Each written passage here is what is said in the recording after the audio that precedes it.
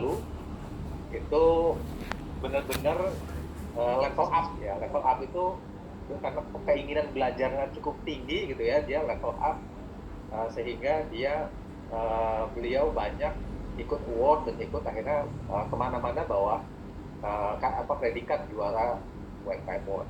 Dan saat ini ada juara satu untuk UMKM di kategori pariwisata itu ada Pak Henry ya dari DB Food, itu sekarang lagi ikut coaching untuk ekspor dari Kemendak nih saat ini berbarengan. Ngebawa apa? Ngebawa dari UMKM Award juga dan improve yang tadinya 500 kilo per dia bikin dendeng gitu ya, bikin dendeng yang tadinya cuma 500 kiloan per hari itu bisa hitungan ton hari saat ini ya. Jadi benar-benar improve sehingga nanti di kompetisi ini yang dinilai adalah benar-benar apa yang diimprove dari UMKM-nya teman-teman selama program ini berlangsung gitu. Kalau ada kemarin itu ada yang protes begini juga, ini pengalaman tahun kemarin. Pak, saya udah menang di sini gitu. Kok di sini malah nggak menang Pak? Pas kita cek gitu, kami cek di di bisnis plan-nya, dia tidak mengirimkan bisnis plan yang diminta oleh kami gitu ya. Tapi mengirimkan hanya profil UMKM-nya saja. Padahal bukan itu yang kita minta. Yang diminta adalah bisnis plan-nya. Jadi mohon maaf yang begitu karena tidak sesuai dengan permintaan kami, walaupun udah pernah menang dimanapun gitu ya. Kalau di sini ya kita minta di bisnis plan-nya. Ini kurang lebih materinya, materi pelatihannya nanti ada mindset, strategi, penjualan, pemasaran segala macam sampai dengan keuangan, terus membuat rencana pemasaran. Kurang lebih ini materinya selama kalau Bapak Ibu nanti lolos ke 50 besar ya. Tuh, dan ini adalah juri-jurinya. Juri-jurinya ini nanti dari 50 itu akan dilakukan penjuriannya dilakukan oleh beliau-beliau ini. Dan ini adalah kalau kenal Pak Erik Hidayat ini pengusaha nasional, Ketua Umum KIPI juga, Setiabudi Tarigan ini direkturnya FIF, Direktur Wijaya ini sama, direkturnya di perusahaan Astra juga, ada Roni Lianto, Pak Erwin ini dia owners dari salah satu digital marketing brand. Terus Pak Partogi juga dari Astra juga, ada Pak Samuel, ada Pak Haryadi Kamidin, ada Pak Hermawan nanti Kertajaya kalau tidak kenal, Pak Suparno Jasmin Presiden IMA-nya, Pak Junaldi, dan ada Pak Erik Hidayat juga. Jadi juri-jurinya adalah juri-juri yang high level punya juga gitu ya. Dan beberapa memang kayak Pak Henry itu sama Pak Hermawan langsung disambungkan ke stakeholder yang jadi bermanfaat gitu ya, disambungkan secara pemasaran sama secara supply dagingnya gitu. Langsung. Dan ini hadiah juaranya, juara pertama itu 30 juta, juara kedua 20, juara tiga 10 juta, dan juara kriteria jenis usaha masing-masing ada 3 juta. Ini yang masuk 20 besar gitu ya. Jadi kalau misalnya dari 50 ke 20, jadi 20 besar itu yang sisanya dari sini, maka ada sekitar 14 orang mendapatkan tiket tersebut. Terus ada kemudahan fasilitas kredit dari sponsor kita. Ada kemarin itu ada dari Pinatra, jadi langsung dapat jalur khusus. Ada orangnya nih dari Pinatra nih saat ini, Pak Rizky.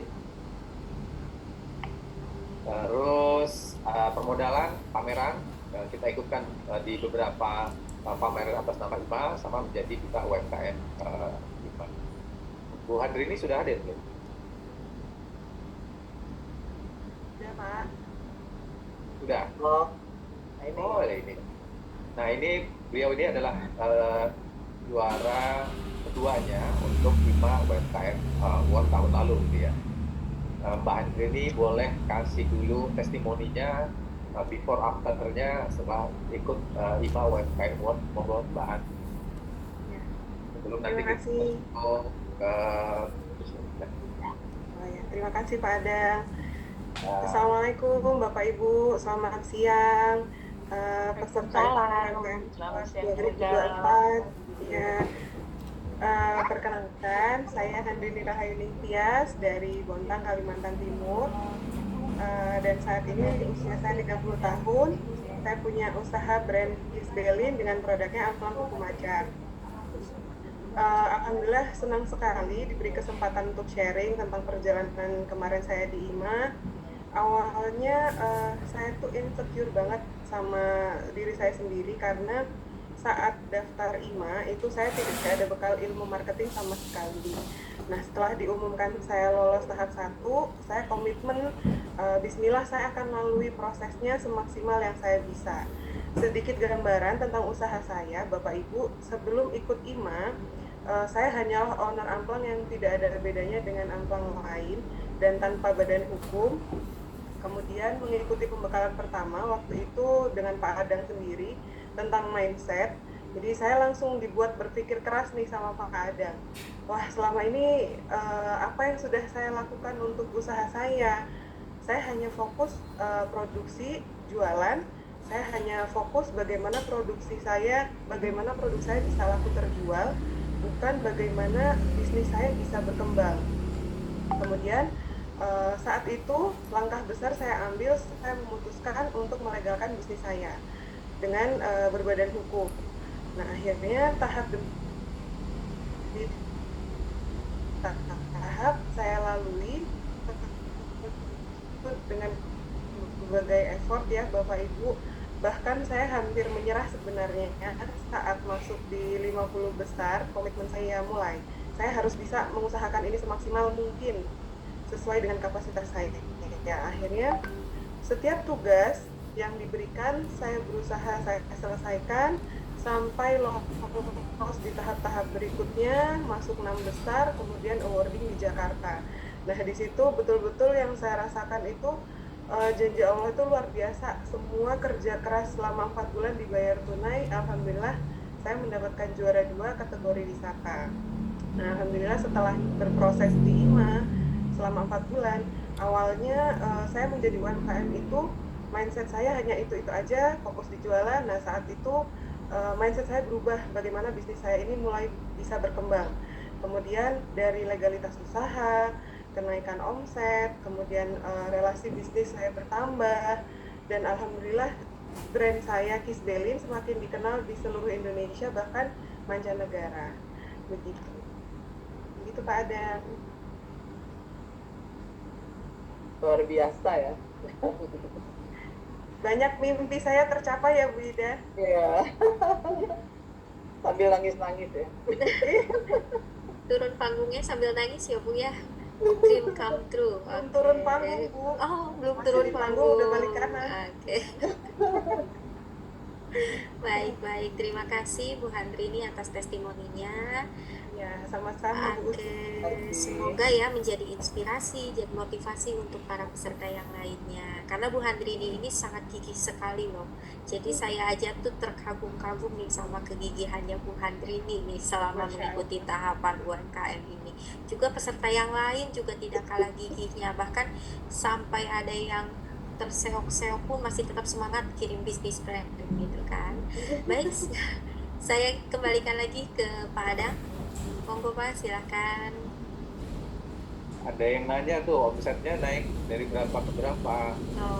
Oh ya, omsetnya naik dari berapa ke berapa tuh Bu? Kemarin kurang lebih naik sekitar 30-40%, alhamdulillah. Wow, luar biasa ya. Luar biasa. Oke. Iya. Jadi selama mengikuti UMKM ini juga pasca UMKM-nya itu juga masih kita ini ya Bu, rasakan sekali manfaatnya ya. Jadi bukan Iya. hanya pada saat kompetisi ya Bu. Betul, justru manfaatnya itu setelah berproses itu Bu Usi. Jadi dari networking juga wah luar biasa. Saya bisa kenal pengusaha-pengusaha dari luar Bontang. Kemudian banyak sekali pelajaran yang bisa saya dapat dari pengusaha-pengusaha UMKM di seluruh Indonesia gitu yang nggak saya dapatkan di Bontang. Oke, luar biasa sekali Apa ya. ya? Baik, Mantap, oke. mantap. Mantap, mantap. Wah, ada yang nanya nih, hal apa yang bisa Aduh, membuat ibu hampir oh, hal apa yang membuat ibu hampir menyerah tuh Bu? menjadi talk show gitu? Iya. Oke, menarik soalnya Pak, karena bisa membangun semangat kayaknya nih. Hal apa yang bisa membuat ibu menyerah waktu itu, hampir menyerah? Dijawab nih Bu sih. Boleh. Ya. Tapi satu lagi ya, sama ini tuh tips and trick biar bisa menang. Dan ya, habis itu kita balik lagi ke materinya nih. Nanti malah jadi nggak sampai materinya ya. Oke. Hal apa yang bisa bikin ibu menyerah pada saat itu dan gimana sih tips and triknya ibu bisa melewati sampai ibu jadi pemenang nih? Jadi waktu itu sudah masuk di 50 besar kan tahapannya lumayan ya Bu sih. Dari 400 sekian terus jadi 270-an. Kemudian sudah ada pendampingan materi, ada tugas yang sudah diselesaikan. Nah, di 50 besar itu kan kita UMKM kan ya kita produksi juga, ada banyak yang harus diselesaikan. Kebetulan saya juga waktu itu harus keluar kota untuk uji kompetensi. Nah, berbarengan, jadi waktunya itu berbarengan. Di IMA ada tugas, kemudian di ujian saya juga lumayan berat gitu. Nah, waktu itu sudah, aduh ini nuntut apa enggak, berbarengan juga Zoom. Jadi sedikit cerita waktu itu pada saat coaching di waktu yang bersamaan saya harus presentasi tentang HPP waktu itu. Nah, di situ juga kita lagi Zoom coaching. Jadi sebelah sini headset, saya dengerin coaching, di waktu yang bersamaan saya maju, saya presentasi itu tentang HPP. Setelah itu, Masya Allah, selesai itu saya nangis. Jadi sempat nangis juga, ya Allah ini saya kuat atau enggak. Saya selesaikan. Cuman ya itu saya ingat lagi, saya pegang komitmen saya gitu. Sebelum saya masuk 50 besar, saya juga waktu itu pameran ke Jakarta. Nah, saya hubungin Pak Adang tuh waktu itu.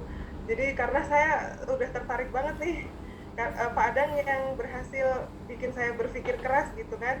Akhirnya saya melegalkan bisnis saya. Ini nih saya minta Pak Adang, Pak bisa nggak, kalau misalkan boleh nggak Pak, saya minta waktunya untuk ketemu. Saya pameran di Jakarta Utara, saya ketemu Pak Adang di Jakarta Barat waktu itu. Wow. Dan itu pertama kali saya ke Jakarta, saya lakukan gitu malam-malam waktu itu, dan alhamdulillah Pak Adang itu bersedia, beliau yang nunggu saya sampai ininya tutup. Saya baru datang. Nah, di situ saya ingat sudah banyak usaha yang saya lakukan, masa sih saya harus berhenti sampai di sini gitu. Terus banyak pihak-pihak yang mendukung saya dari keluarga, kemudian dari suami juga. Terus banyak yang mendoakan, banyak yang support. Masa sih saya hanya sampai di sini aja usaha saya gitu. Akhirnya bismillah saya harus bisa gitu. Akhirnya bangkit lagi gitu. Terus saya mau membayangkan saya harus bisa nih ke Jakarta dengan prestasi gitu. Ada janji yang harus saya tunaikan waktu itu.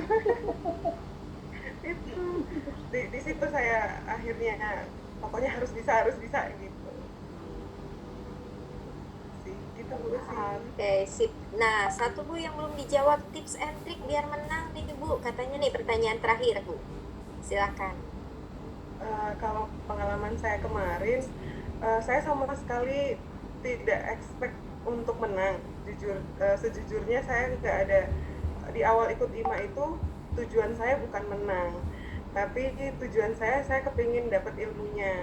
Jadi dari tahap ke tahap itu saya sama sekali nggak berpikir bagaimana caranya saya bisa menang, tapi bagaimana caranya saya bisa menyelesaikan tugas yang diberikan dan bisa maksimal gitu apa yang saya kerjakan gitu. Dan alhamdulillah kalau juara sih, kalau dari saya pribadi itu bonus ya Bapak Ibu yang terpenting itu adalah bagaimana kita bisa menyerap ilmunya, kemudian kita bisa tebarkan lagi ke orang-orang di sekitar kita dan bisa lebih bermanfaat. Kalau dari saya gitu.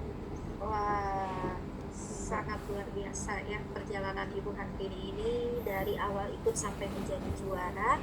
Bisa ya Bapak Ibu untuk diambil positifnya juga, nanti juga kalau mau sharing-sharing dengan Bu Handini juga boleh. Nanti Bu Handini juga akan, insya Allah rencananya akan menjadi mentor ya untuk Bapak dan Ibu. Nah nanti boleh beliaunya dihubungi, atau mau cicip-cicip produknya silahkan dihubungi nanti ya. Baik, sekarang kembali lagi nih ke Pak Adang.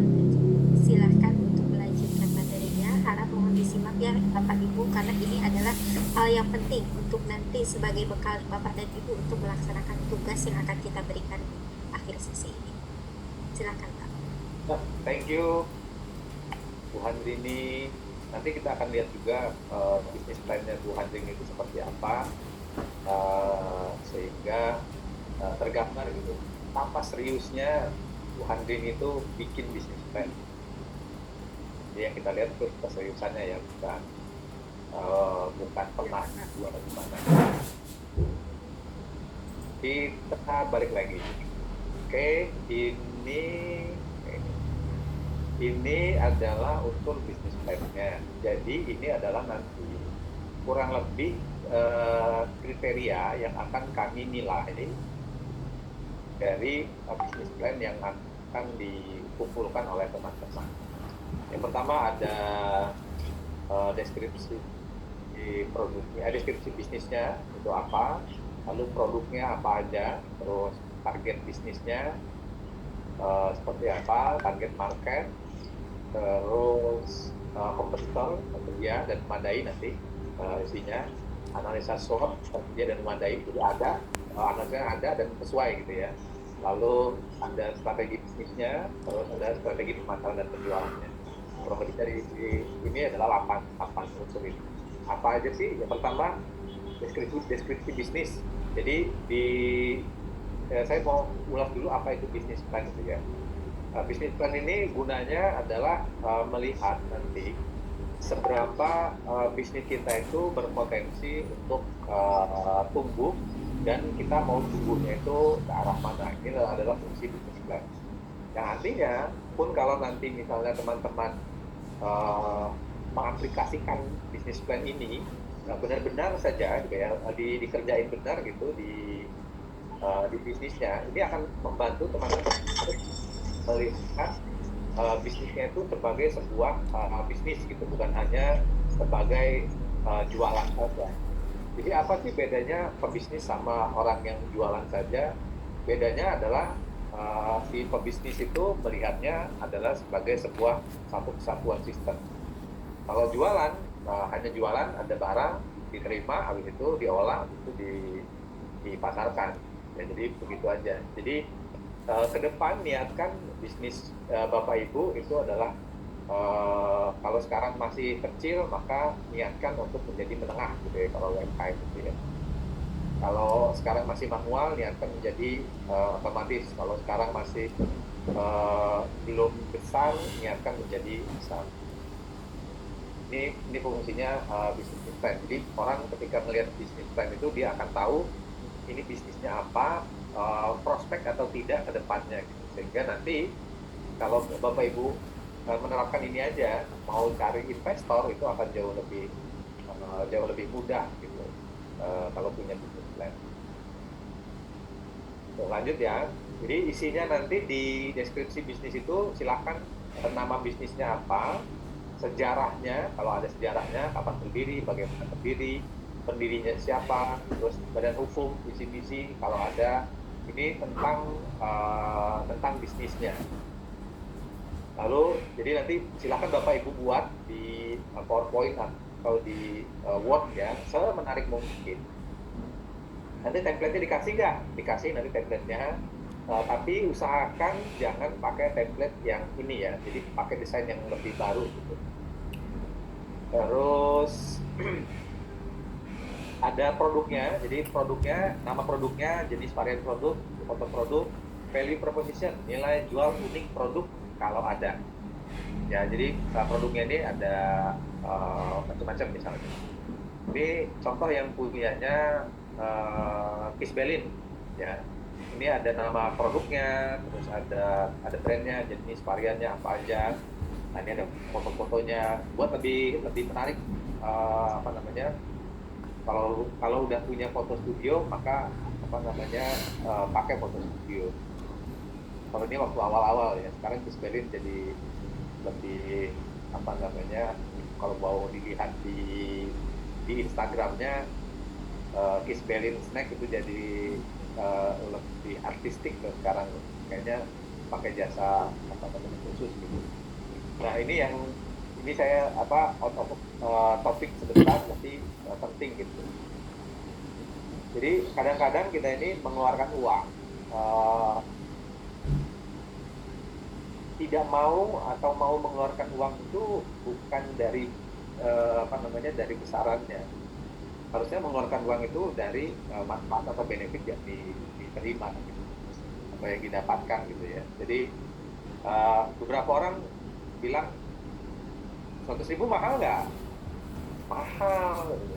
Tapi sebentar, kalau 100.000 mahal itu dibandingkan dengan apa benefitnya?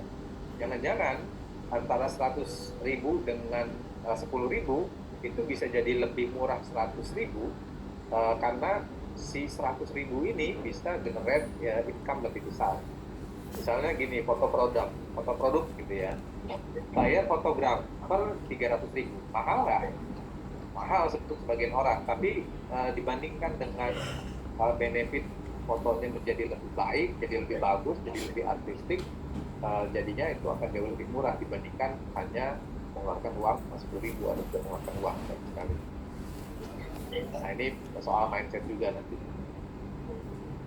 Nah ini contohnya, lalu ada apa namanya propositionnya, dari kualitasnya, bentuknya unik, isinya padat segala macam, costnya, harganya, deliverynya tahan lama segala macam. Ini adalah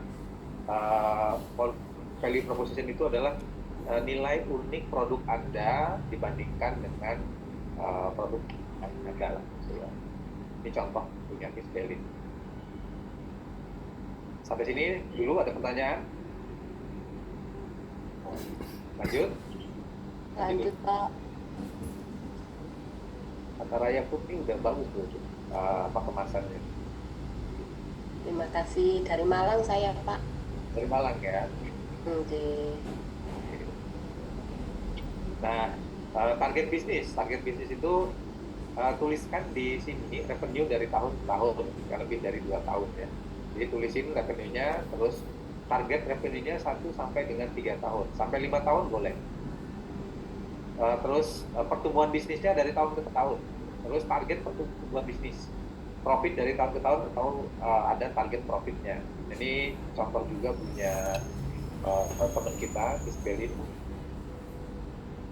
Ini apa namanya omsetnya dari 2001, 2002, 2023 ya. Ini marketnya, ini strateginya, dan ini targetnya ya. Targetnya seperti ini, terus profitnya segala macam. Jadi kalau tadi katanya dia pengen profit 30%, berarti sudah tercapai itu profitnya 30%. Tapi yang nggak diceritain Bu Hadri ini adalah betul profitnya naik jadi 30%, tapi apa namanya alat produksinya sekarang itu sudah nambah, terus sertifikasinya juga sudah nambah gitu ya. Jadi boleh ditanya tuh sertifikasinya sudah apa sekarang gitu. Tadi nggak ada yang nanya ya. Jadi bayar uang, katanya uangnya itu buat uang beli mesin sama beli apa namanya kayak sertifikasi kalau nggak salah. Ini contohnya, jadi dibuat seperti ini, clear ya.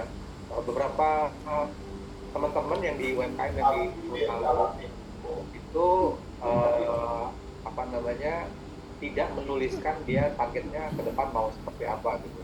Walaupun bagus usahanya, tapi kita tidak melihat ambisi di dalamnya. Kenapa ya dilihat ambisinya? Jadi ambisi itu adalah ke depan itu mau kayak apa gitu. Terus ambisinya mau mau seberapa besar bisnis ini gitu. Bisnis ini seberapa besar itu cakupannya mau seberapa luas, ada di mana segala macam gitu. Jadi kalau boleh nanya, sekarang si Handri ini misalnya coba tanya sekarang sudah ada di berapa bandara gitu ya, yang tadinya ada di berapa bandara gitu. Nanyanya itu harusnya tadi. Ini intinya. Nggak tahu sekarang target-target ini reminding lagi tuh Bu Handri ini udah seberapa banyak gitu. Bu Han sekarang udah di mana aja Bu Han? Iya, gimana Pak? Udah ada di berapa bandara, udah punya berapa toko retail? Kalau bandaranya saat ini masih di 3 Pak, masih 3, tapi yang nambah ini distributor, alhamdulillah. Jadi setelah kemarin, setelah awarding itu kan saya nambah distributor di Padang. Kebetulan beliau adalah yang juara 1 IMA kemarin, Pak Heri, DB Food. Nah ini nambah distributor itu di Samarinda dan akan segera launching di Kalimantan Tengah. Kalimantan Tengah ya? Iya, yang sekarang banyak distributor, sama kemarin ada tawaran juga untuk ini kolaborasi Pak dengan UKM di Jogja. Jadi iya.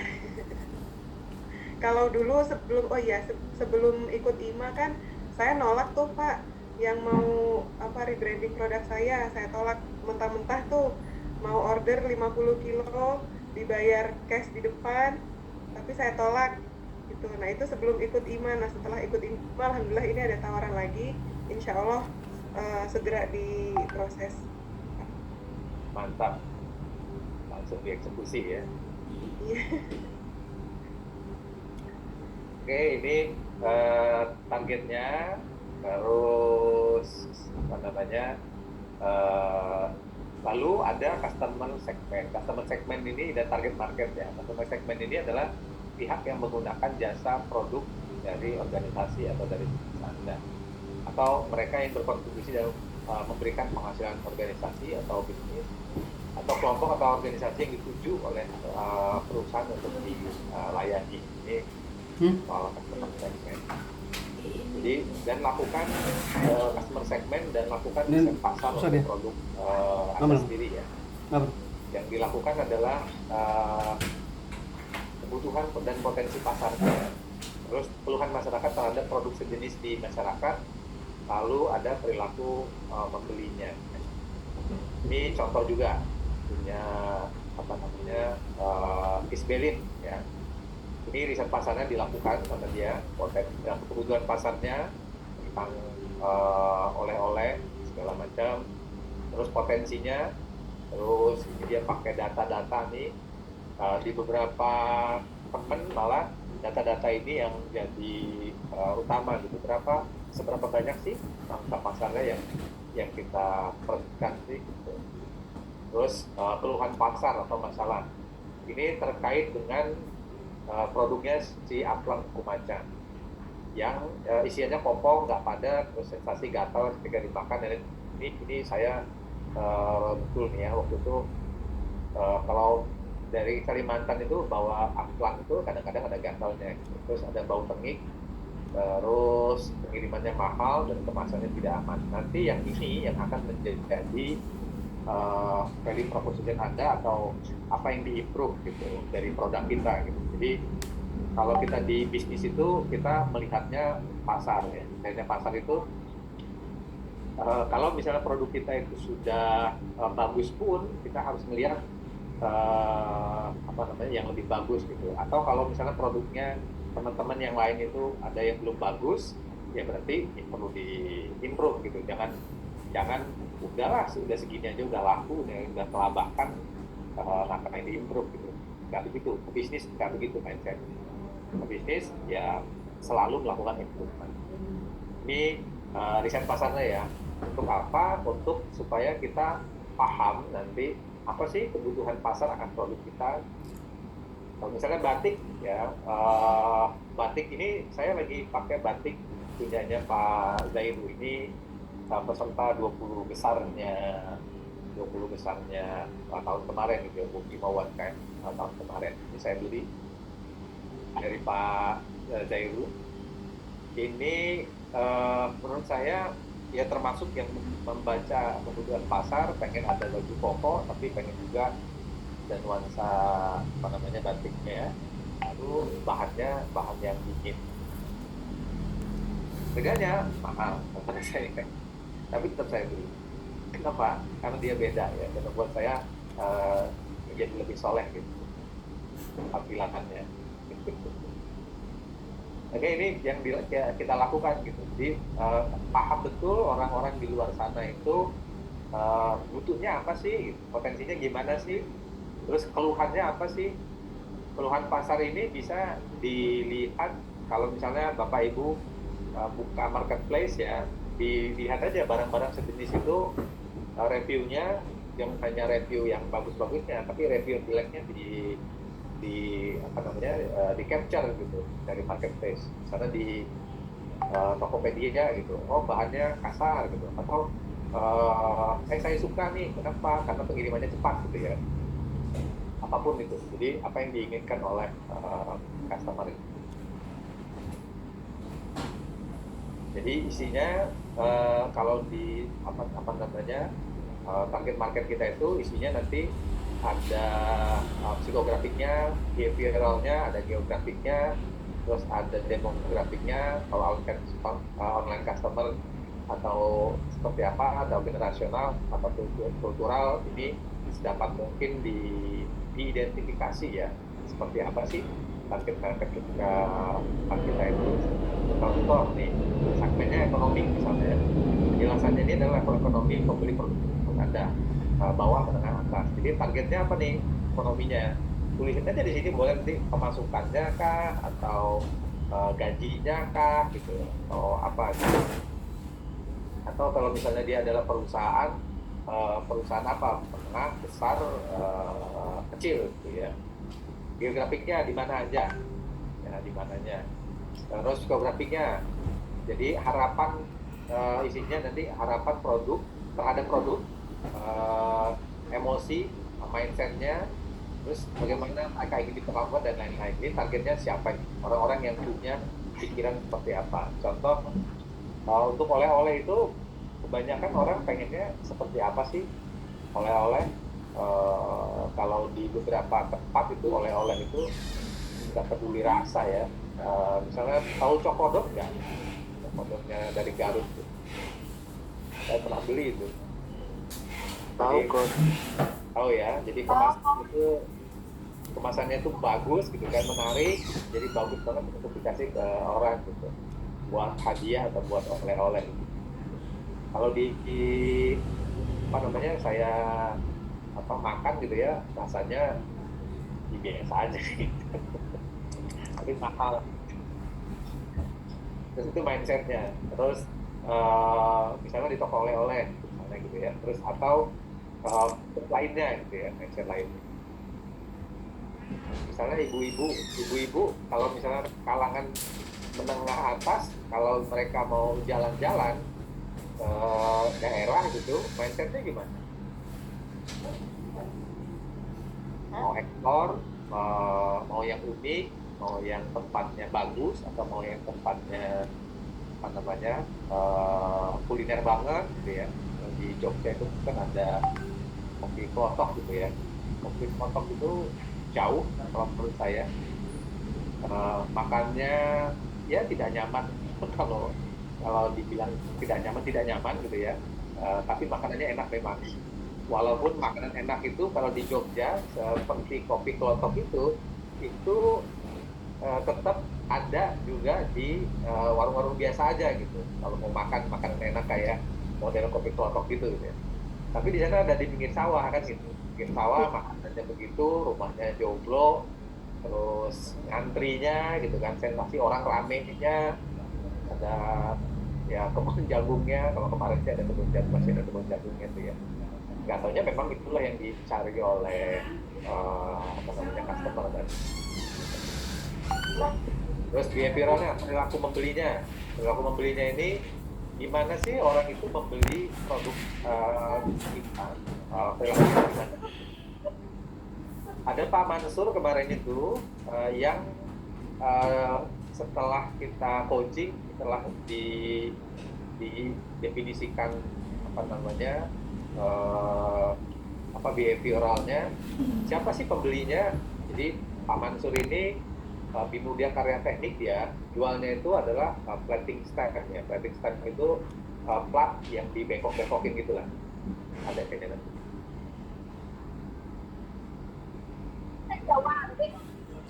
Dan nanti, tapi saya ini ya.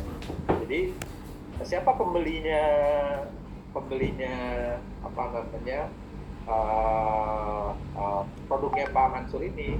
Jadi selama ini pembelinya itu adalah yang dia biasa lakukan dulu adalah dia hanya mendapatkan pesanan langsung dari customer yang ada, atau dia dapat rekomendasi dari customer yang ada gitu ya. Mau cari apa? Cari plating stand gitu ya. Di mana? Oh, ini aja nih, itu dapat. Jadi kebanyakan dia di telepon. Lalu saya minta coba dicek behavioralnya membelinya itu gimana, dan siapa yang membeli sih, orang ini siapa sih yang beli. Yang beli katanya orang purchasing. Menurut saya bukan orang purchasing, menurut saya orang produksi atau orang quality atau orang PPIC-nya. Kalau di pabrik itu kan digunakan di pabrik ya. Coba dicek dulu. Lalu dia melakukan riset tuh di bisnisnya ini. Di riset ternyata betul yang beli, yang butuh itu adalah orang produksi satu, yang membelinya itu orang PPIC-nya, orang purchasing-nya itu yang cari itu adalah orang PPIC-nya, orang purchasing itu hanya menerima penawaran. Jadi dia harus dilihat oleh orang PPIC. PPIC itu apa sih? Production dan inventory, production planning and inventory control, kurang lebih kalau di pabrik gitu ya. Yang beli orang PPIC. Jadi dia perlu tahu siapa PPIC dan bagaimana cara membelinya. Ternyata cara mereka memutuskan untuk membeli itu adalah dia mencari di internet, di internetnya itu produk apa gitu ya, stand, habis itu diklik, lalu dilihat produknya, lalu dilihat sistem manajemen mutunya atau sertifikasi yang dia punya, segala macam. Lalu kita cek lah webnya Bimudia Karya Teknik ini. Nggak taunya di webnya katakan dan tidak mencerminkan, tidak membantu PPIC untuk dapat mudah menghubungi dan tertarik dengan si Bimudia Karya Teknik ini. Yang dilakukan adalah ya diubah websitenya diubah, ada sertifikasinya segala macam, produknya, prosesnya, siapa aja, siapa yang pernah beli, segala macam. Jadi dia riset itu. Habis itu alhamdulillahnya memang dilakukan pada waktu mentoring itu langsung dibedah sama dia, webnya langsung diganti jadi lebih bagus, dan langsung dapat orderan. Ya bilang sama ibu ya. Ya. Dan Ibu kan orderannya saya lagi lumayan. syuting. Ada berapa ratus juta gitu ya. Orderannya gitu. Pak jadi nggak kebetulan bagaimana pelanggan itu Papa membelinya itu di gimana, siapa sih pertimbangannya dalam syuting. Terus demografi lebih ke usia, jenis kelamin, penghasilan segala macam. Zoom IMA itu other types ya, online kah, offline kah, budaya. Jadi di butik aja, nggak ke BEM 14. Ini contoh juga ini punyanya Kisbelin nih. Bilang apa arahan? Ekonominya menengah atas, psikografiknya suka santai segala macam, ngemil, terus orang liburan atau kunjungan kerja yang berikan oleh behaviornya, nyari variasi di penggunanya, yang ini segala macam, ini demografinya. Ini punyanya yang tadi yang Bimudia Karya Teknik. Saya bilang tadi geografiknya, psikologisnya, harapan produk segala macam. Ini tidak ada problem, berdasarkan keuangan segala macam. Nah ini contoh. Sampai sini, tangkap dulu.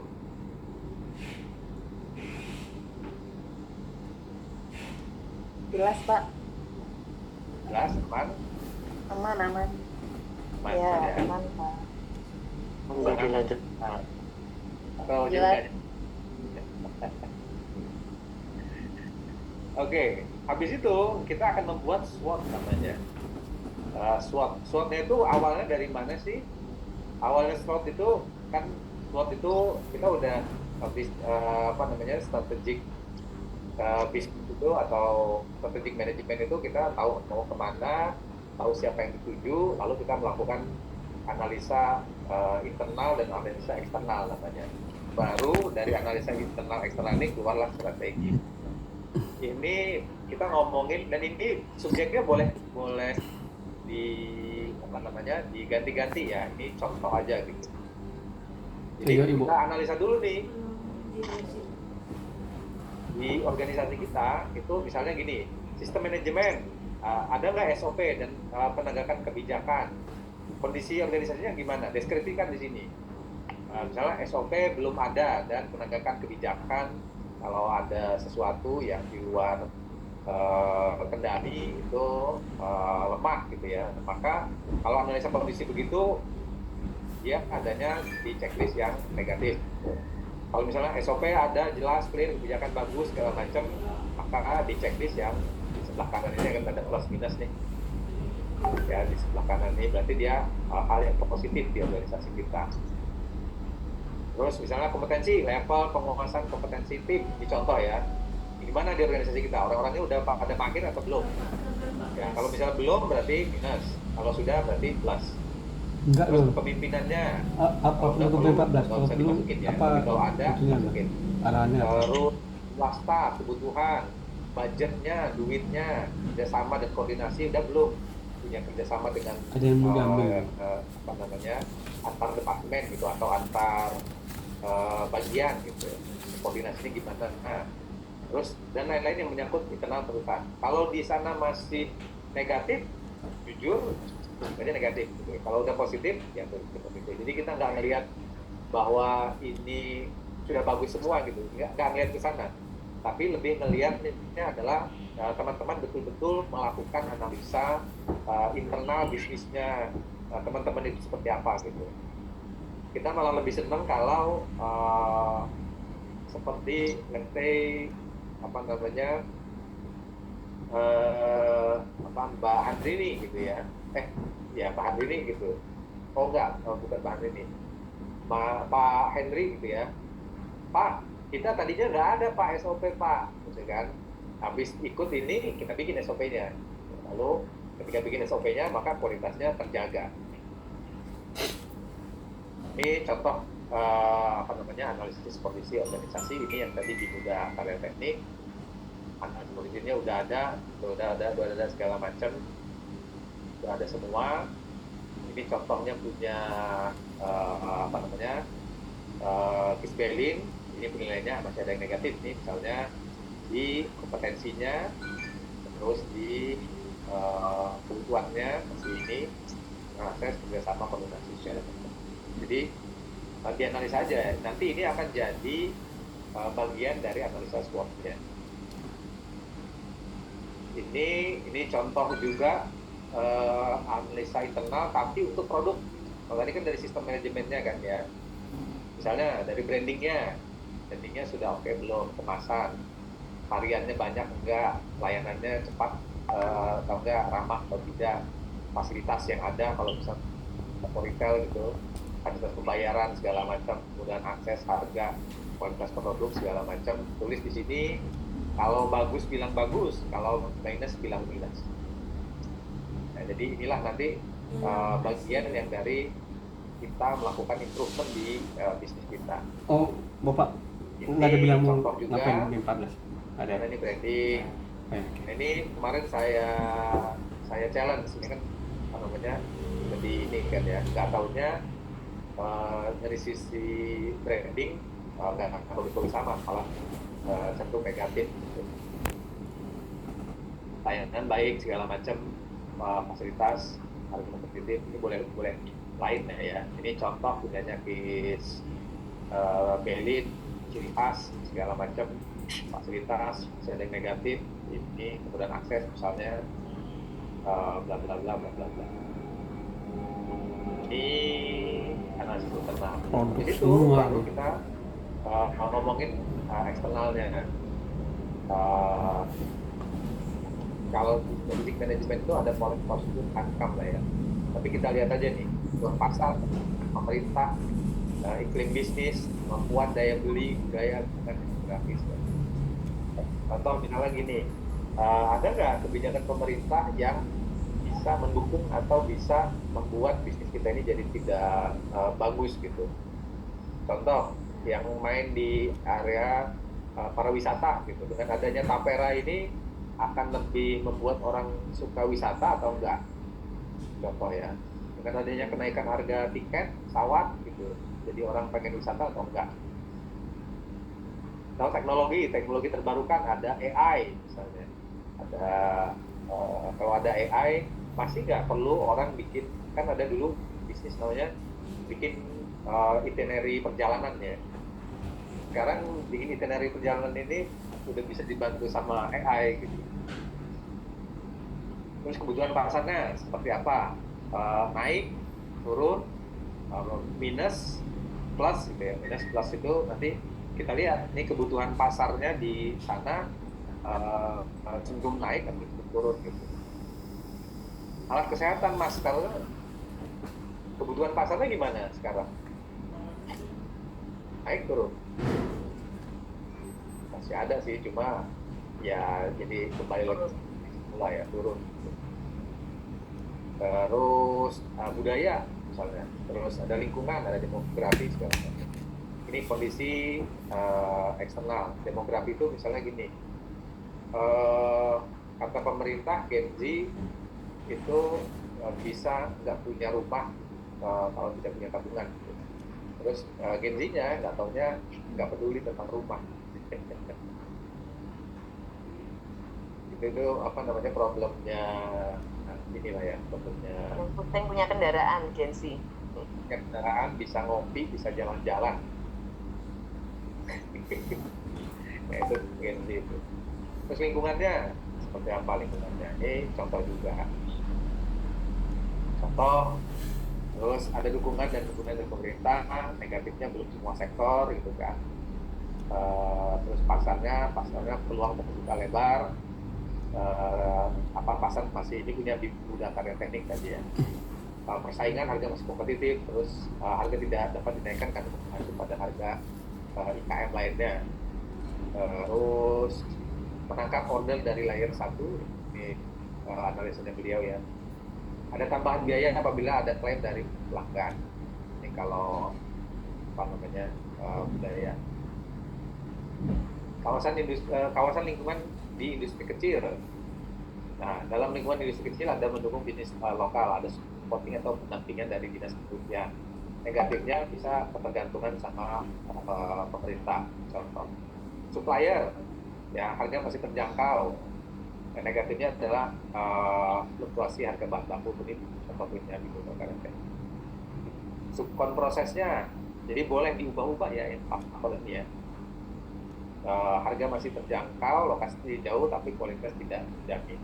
Nanti inilah dari sini kita akan bikin analisa SWOT. Ini contoh eksternal juga, pelanggannya, harapannya, terus masyarakat segala macam, kawasan kita karu segala macam, bayar. Ini apa ini ya. Sama habis itu ngomongin soal pesaing nih, pesaing ini nanti jangan dibuat pesaing terus Anda ya, tapi lebih dibuat nih kayak gini nih, pesaing satu ada namanya siapa nih pesaingnya, pesaing 3 namanya siapa, lalu BKT, BKT ini di budaya karya teknik, lalu dari misalnya aspek analisisnya adalah branding ya, coba cek brandingnya pesaing 1 ada, apa saya kan cek ada tapi belum just in time, dan Kanban ada belum just in time. Nah di sini sudah punya just in time dan Kanban ya. Ini polyprocessing yang digunakan TPS atau lean manufacturing. Ini segala macam fasilitasnya, jadi apa yang lebih di sini, kita harus lebih dari itu juga, lebih dari pelanggan. Kalau misalnya ada yang kalah, nggak apa-apa kita kalah di harga misalnya, tapi menang di branding atau di pelayanan, itu nggak apa-apa nantinya. Ya, terus kualitas produk segala macam. Ini ada yang belum, ini udah senti, ini kita saingannya. Ini lalu nanti kita lakukan dari data yang tadi itu, data yang internal dan eksternalnya, kita lakukan yang namanya SWOT dan TOWS analysis. TOWS itu adalah perpanjangan dari kerangkanya SWOT, identifikasi kekuatan, kelemahan segala macam, turun jadi strategi. Ini jadi TOWS-nya begini nih.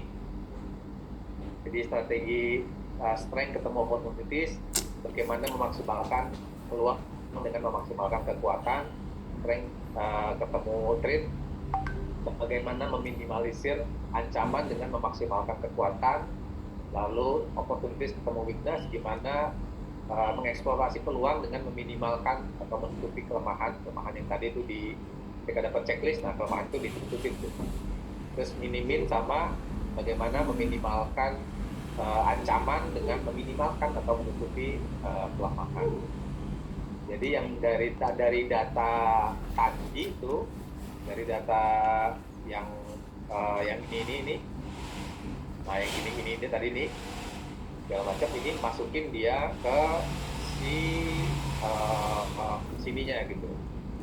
Kayak saing segala macam, bla bla bla, weakness-nya, offline segala macam gitu. Lalu apa yang dilakukan kalau ada weakness-nya di sini? Berarti ya udah preventive mesin segala macam, jadi strategi. Nanti inilah yang akan menjadi strategi. Nah, tadi nggak lengkap ini. Masih termasuk adalah branding nggak masukin di sini. Jadi yang gampangnya yang tadi di sini nih, value proposition juga menjadi kekuatan, terus yang plus minus ini, yang minus jadi kelemahan, yang plus jadi kekuatan. Ini sama juga yang positif jadi kekuatan, yang negatif jadi kelemahan ya. Jadi masukin itu ke sini, dan ketika itu lakukan TOWS-nya. Kita tulis di sini apa yang dilakukan untuk masing-masing weakness, strength, opportunities, dan threat-nya. Ini contoh juga ini punyanya Kisbelin ya. Opportunities-nya yang tadi tuh, lihat opportunities-nya di mana di analisa yang sebelumnya. Inilah bisnis plan itu yang harusnya membuat kita jadi terang itu, karena kita kerja atau melakukan sesuatu di bisnis itu sedikit demi sedikit memang, tapi kita tahu apa yang kita lakukan itu berdampak pada bisnis kita gitu. Ini trendnya persaingan harga, ini contoh strateginya ya. Nah, strategi bisnis itu gampangnya tadi ya. Strategi bisnis itu tulisin semua yang ada di TOWS analisis. Dibuat lebih detail kalau diperlukan. Jadi yang di sini nih, maximax, minimax, minimin, minimin, maksimin, minimin, ini tulis semua, itu akan jadi strategi bisnisnya. Ya, contoh, ini mengembangkan layanan ini contoh punyanya Ajwa ya, parfum ya, mengembangkan layanan toko-toko kota dengan komunikasi strategi online dan offline, bersama dengan mitra, melakukan riset pengembangan, buat konsumen, dan lain sebagainya. Kalau bisa di sini sudah ada strateginya, itu udah ada angka-angka misalnya. Mengembangkan konsumen terbaik kepada bisnis, siapa yang mau diajak ngomong. Jadi dibuat lebih detail lagi. Lalu strategi pemasaran itu gampangnya yang tadi menjadi keluhan pelanggan yang ada di atas, yang sudah kita lakukan analisa tadi itu dimasukin di sininya ya. Ini contoh strategi pemasaran dan penjualan awareness. Ini gimana caranya orang aware dengan produk kita, interest gimana cara orang tertarik, besar itu gimana pengen beli, action itu gimana supaya orang ini beli gitu ya. Retention ini gimana cara membangun hubungannya. Ini contohnya, strateginya apa, actionnya apa. Jadi strateginya seperti apa di sini, lalu tindakannya apa yang dilakukan. Ini contoh punyanya Isbelit juga. Awareness, meningkatkan branding image, mengenal produk, maksimalkan sosial media, website, beriklan dan segala macam. Jadi kalau dilihat di sini, Isbelin lah ya, Isbelin itu lihat di Instagramnya itu udah berubah total sama sekali tuh sekarang ya. Terus ada video-videonya kalau di mana DP Food gitu ya, ada video-videonya dan itu baru gitu ya. Terus desire-nya ada cara marketing, ada promo tanggal cantik, terus ada promo khusus loyal customer dan segala macam. Ini action-nya, terus retention-nya, memberikan layanan bagi loyal customer. Ini contoh videonya. Sampai sini ada pertanyaan?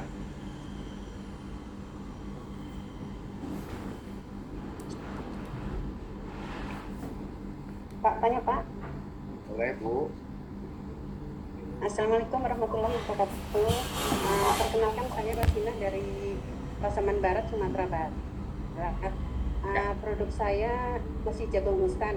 Yang mau saya tanyakan gini Pak, karena nasi jagung instan istilahnya kan kadang ada yang nggak pandai masaknya, padahal di situ udah tertera masaknya gini-gini cara penyajiannya. Tapi kadang ada yang komplain katanya jadi bubur kemarin Bu katanya kan.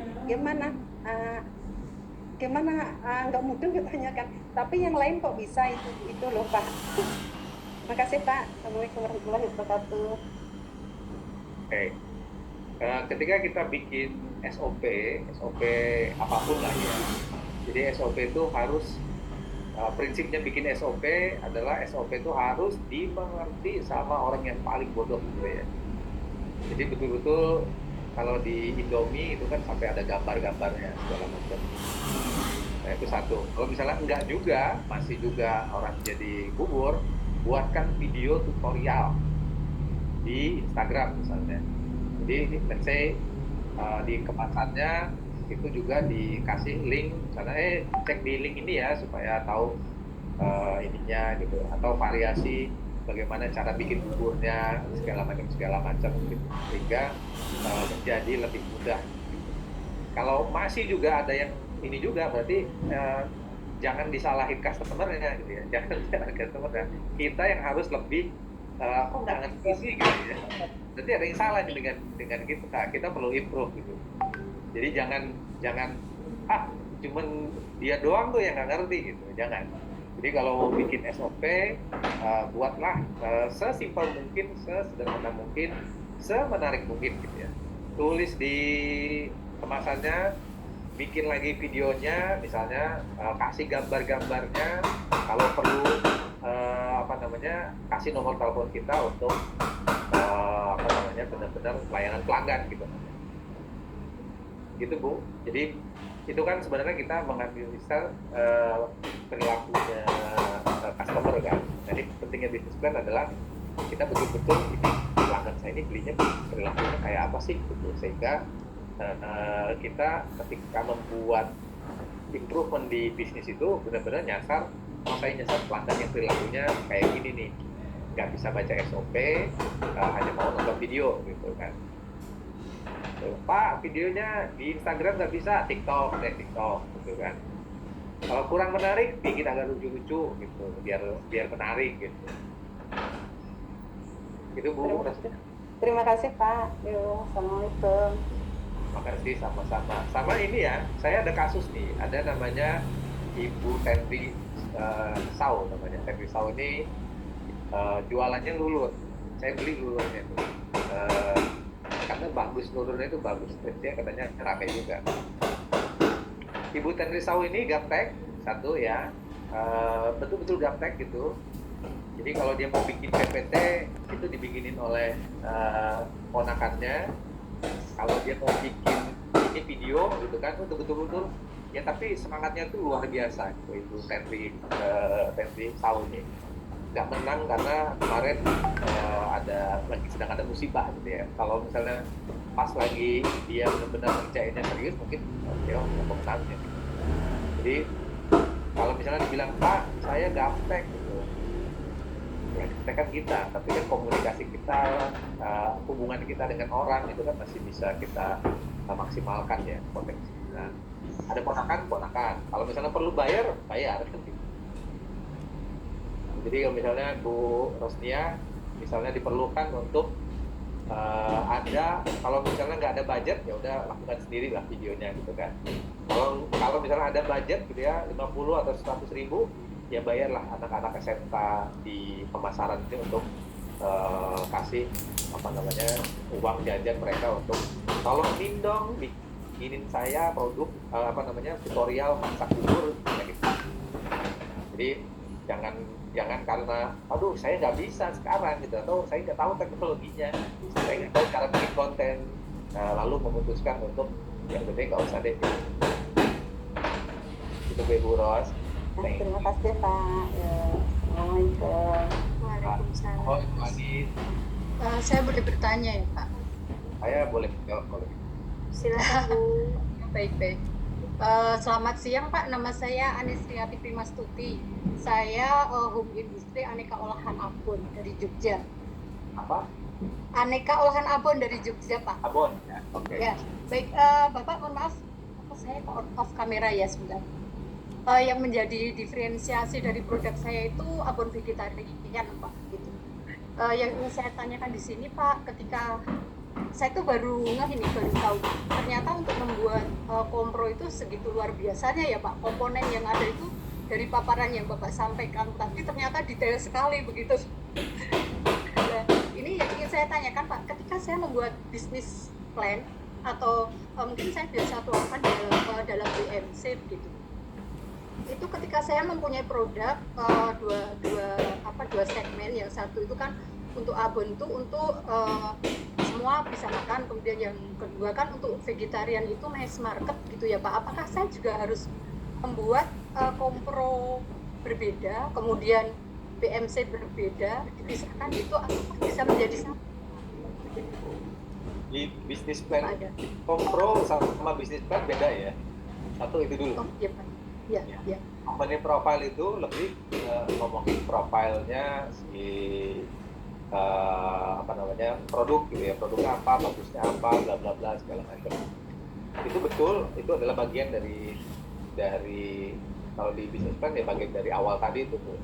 Bisnisnya apa, produknya apa, hubungannya apa segala macam. Tapi kalau di bisnis plan itu kan nanti akan ada ini perusahaan mau kemana, ke depan mau sebesar apa, itu namanya bisnis plan. Ini bedanya tuh. Nah, ketika perusahaan mau sebesar apa, maka kita perlu tahu kekuatan saya apa, kelebihan saya apa, kekurangannya apa yang perlu dibenahi untuk saya menjadi sebesar itu. Misalnya gini, di bisnis Ibu omsetnya tahun itu berapa Bu? Tahun 2023 kemarin. 2023 itu hampir 1,1 M Pak.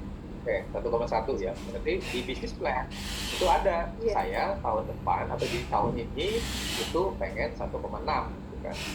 Untuk jadi 1,6 maka saya perlu rencana untuk saya mencapai 1,6 miliar.